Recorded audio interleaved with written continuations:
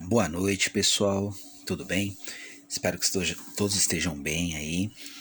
Pessoal, hoje o nosso estudo fala sobre o capítulo 13 do Evangelho segundo o Espiritismo, né? O óbolo da viúva. Lembrando, né, que antes de iniciarmos os estudos, comecemos com um momento de oração, né? Façamos as nossas orações, tranquilizemos os nossos corações e aí a gente parte para os estudos de forma mais tranquila, tá bom?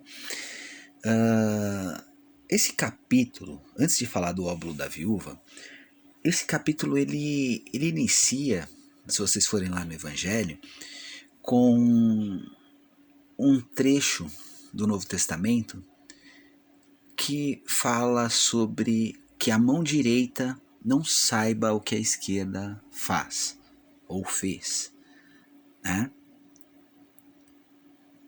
Isso já começa a dizer pra gente um pouco desse item do óbolo da viúva. Por quê? Porque ele já está falando que a caridade deve ser feita sem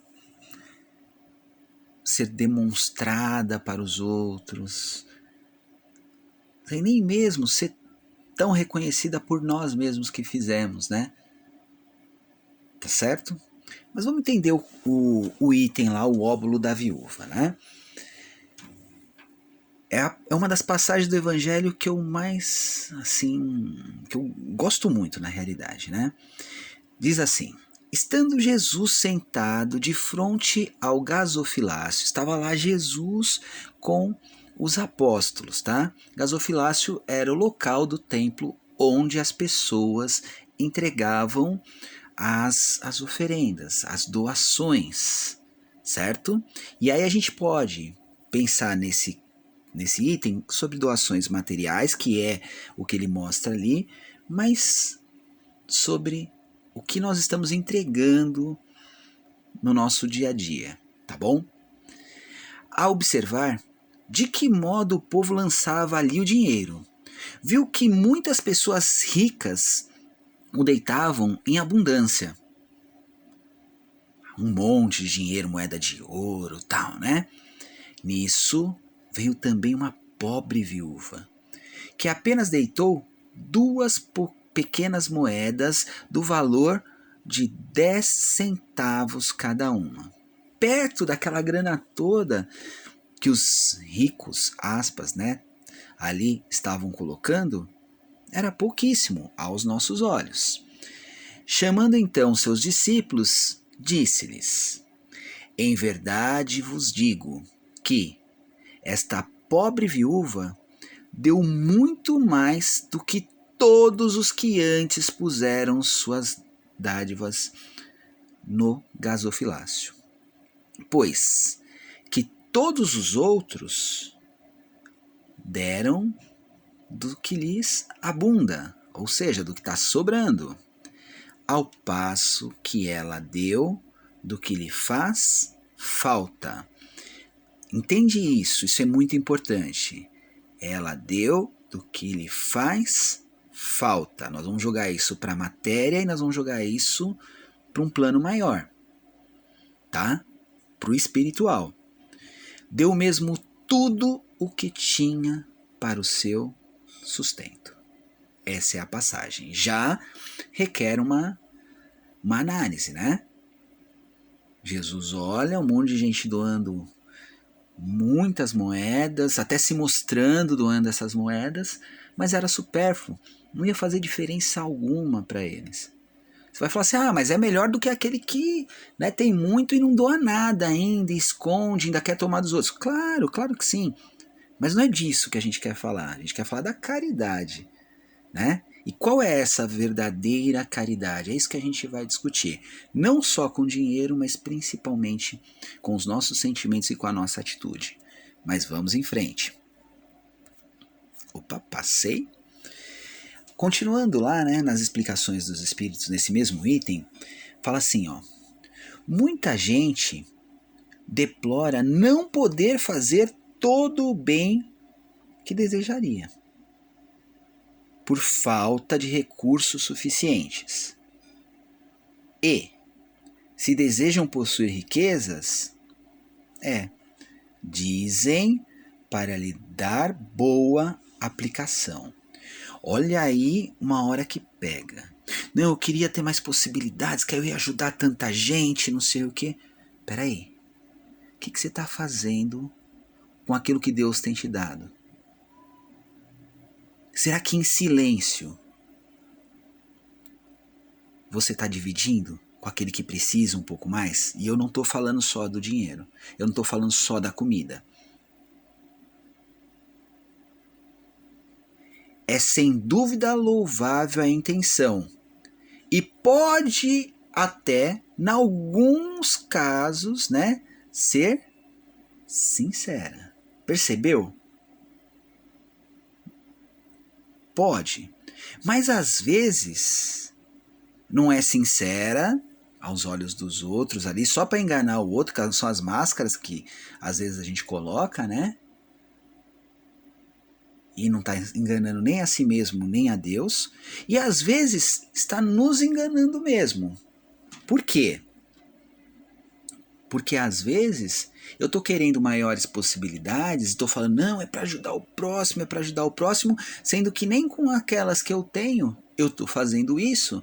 E aí eu estou me enganando, eu estou achando que eu quero ajudar o próximo, mas ali é fundo do meu egoísmo, do meu orgulho, que justamente quer mais para poder prover mais para si mesmo, mesmo dando o que não faz falta para o outro. Então, muito cuidado, analisa na intimidade as próprias intenções, pessoal. Isso é muito importante. Dar-se-á, contudo, seja completamente desinteressada em todos? Não haverá quem, desejando fazer o bem aos outros, muito estimaria poder começar a fazê-lo a si próprio, por proporcionar a si mesmo alguns gozos a mais, por usufruir de um pouco do supérfluo que lhe falta, pronto a dar aos pobres os restos?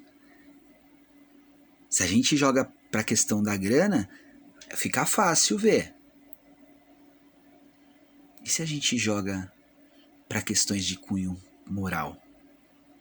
Não, eu gostaria de poder mais, eu gostaria de ter mais possibilidades, de falar com mais pessoas, de conseguir orientar, né? Peraí. De ter uma posição de destaque no meu trabalho, na casa espírita, não importa, não importa. Que eu poderia ajudar mais gente, nananã. Reflitam. Se não é um alimento do próprio ego, isso é muito importante para cada um pensar. E ele vai explicar um pouquinho à frente aqui. O ponto sublimado da caridade, nesse caso, estaria em procurar ele no seu trabalho, ou seja, na função que te cabe, pelo emprego de suas forças, de sua inteligência, dos seus talentos, os recursos de que carece para realizar seus generosos propósitos. Não adianta almejar posição melhor, mais dinheiro, para falar que vai fazer o bem para mais pessoas. Falar, eu não sou nada, eu sou aquilo, ou aquele é grande. Nada disso. Cada um, é que nem aquele negocinho, cada um no seu quadrado. Pega direitinho a oportunidade que Deus está te dando e faz o melhor que se pode. Doa do melhor que se tem, principalmente sem olhar o próximo ali, ou julgar o outro, porque senão a gente se perde. Haveria nisso o sacrifício que mais agrada ao Senhor, Ou seja, da gente pegar a nossa inteligência, a nossa oportunidade, né? Empregar nossas forças, o nosso foco naquilo. E aí sim praticar a caridade, o auxílio ao próximo em qualquer possibilidade ali, de cunho espiritual, de cunho material. Aqueles cuja intenção está isenta de qualquer ideia pessoal, olha que fantástico isso. Ou seja, aquele que abriu mão de si mesmo ali só para fazer o bem. Não, mas tem que ser do jeito que eu quero porque eu quero. Se a sua tarefa não é aquela de organizar, vai estar errado. Você vai estar fugindo da sua tarefa. Isso pode ser dentro da sua casa, do seu trabalho, na casa espírita, na vida, de qualquer jeito. Olha como eles continuam, né? Devem consolar-se da impossibilidade em que se veem de fazer todo o bem que desejariam. E por quê? Lembrando-se de que o óbolo do pobre, do que dá privando-se do necessário, pesa mais na balança de Deus do que o ouro do rico, que dá sem se privar de coisa alguma. Grande seria realmente a satisfação do primeiro, se pudesse socorrer em larga escala a indigência. Mas, se essa satisfação lhe é negada, se não é o seu momento daquilo, porque Deus é perfeito e vai dar oportunidades perfeitas para cada um, submeta-se e se limite a fazer o que possa. Faz todo o bem que se pode. E se abrir mão de si mesmo em prol da caridade verdadeira, do bem verdadeiro, que inclui muito mais do que a questão material e que muito às vezes aparece até mais do que a que é feita com um simples pensamento, uma simples oração contínua. Submeta-se e se limite a fazer o que se apresenta a você, para não cair nas armadilhas. Todo aquele que sinceramente deseja ser útil a seus irmãos, 1000 ocasiões encontrará de realizar o seu desejo. Olha que fantástico. 1000 ocasiões. Percebeu que ele não falou assim, aquele vai ter mais, o outro vai ter menos. Não. Foca. Quero fazer o bem. Entro na casa do Biratã para fazer o bem. Fecha os olhos um pouquinho, os nossos olhos que às vezes são maus, ou mesmo que podem estar analisando alguma questão, e olha, porque sempre, ora e vigia, que sempre vai ter alguém precisando de ajuda. Eu estou falando do plano material e do plano espiritual. Foca o seu pensamento nisso.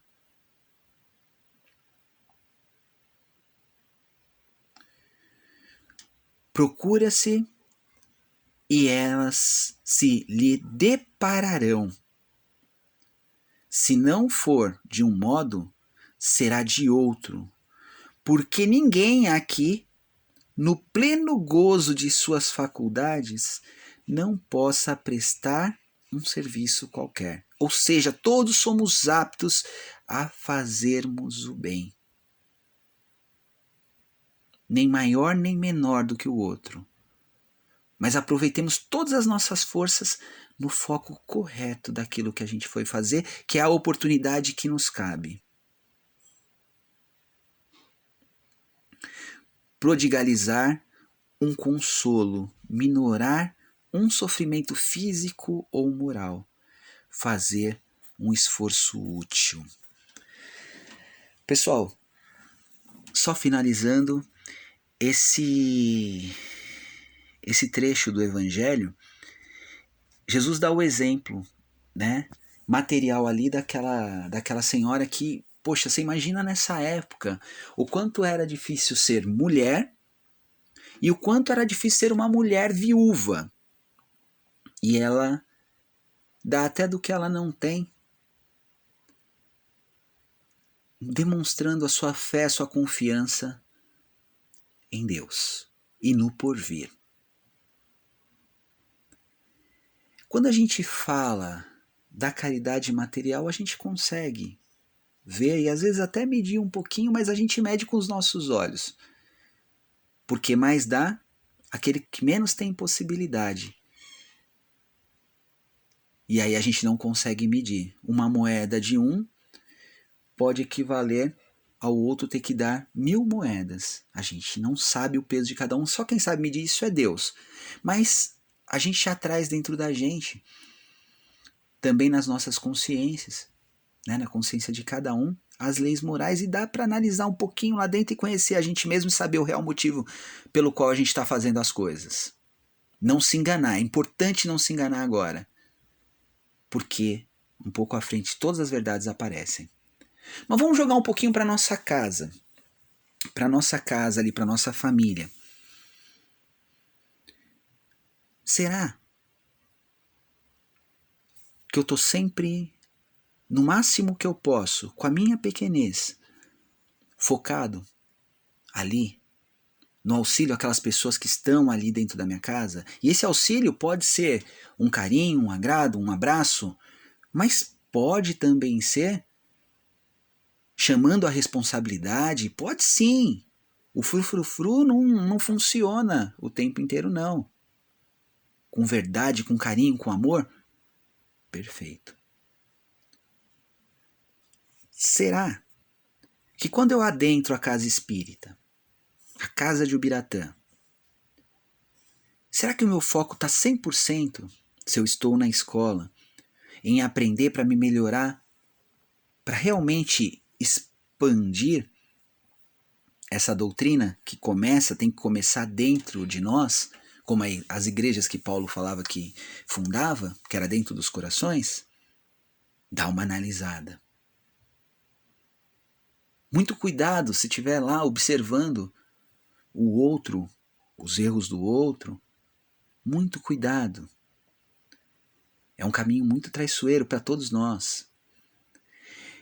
Será que quando eu entro numa sessão espírita, numa sessão lá da casa de Ubiratã, será que eu consigo manter meu pensamento o máximo que eu posso no orar e vigiar e na ajuda ao próximo, no foco, e desempenhar o papel que Deus me preparou para desempenhar, o qual eu fui escalado ali para desempenhar, focando o bom pensamento, o auxílio, a fé, a esperança. Não interessa se eu estou conversando com alguém, se eu não estou, se eu estou num passe, se eu não estou, se eu estou numa doutrinação, se eu não estou, se eu estou como um psicofônico ou não, se eu estou como um dirigente ou não. Pessoal, não há funções menores, mediunidades menores ou maiores. Aproveitem cada oportunidade e foquem 100% na oração, na vigília, na fé, na esperança, porque sempre, sempre vai ter alguém ali precisando de auxílio. Pode ser um encarnado ou uma população muito maior que frequenta não só a nossa casa, mas o planeta de forma geral, que é a de desencarnados. E aí sempre, sempre vai encontrar a possibilidade de ser útil, mesmo que aos olhos dos outros não sejam. E aí pouco importa, porque se a gente está ligando muito para o olhar do outro, é nosso orgulho que está falando. Que Deus nos abençoe e nos proteja, para que possamos a cada dia entender e cultivar mais esse evangelho do Cristo dentro dos nossos corações. Grande abraço aí, pessoal, e bom estudo.